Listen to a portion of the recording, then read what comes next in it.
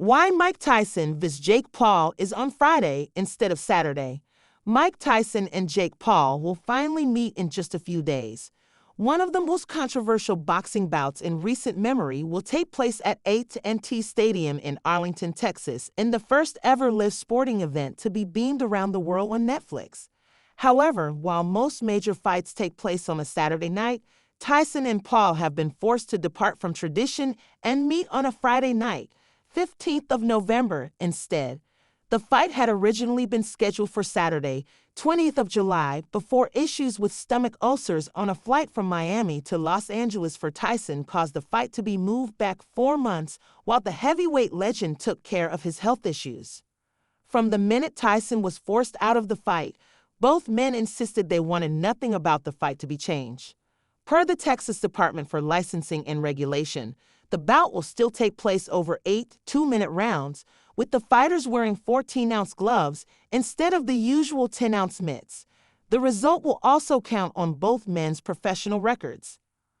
However, while Tyson and Paul managed to keep every other element of the fight in place, they couldn't hold on to its Saturday night spot on the calendar.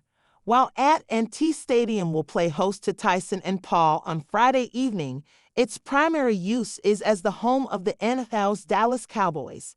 Had the fight taken place in July as planned, there would have been no conflict with the Cowboys, as the NFL season was still almost 2 months away from getting underway.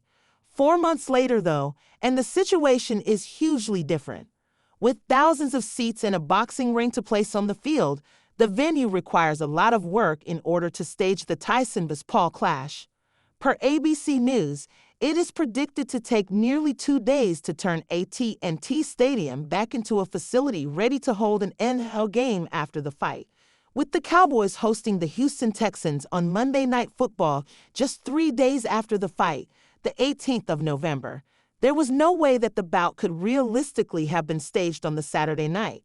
However, the 80,000-seat venue may not be quite as full as both fighters and promoters may have hoped, with ticket prices recently hitting a new low of just $30 on the secondary market.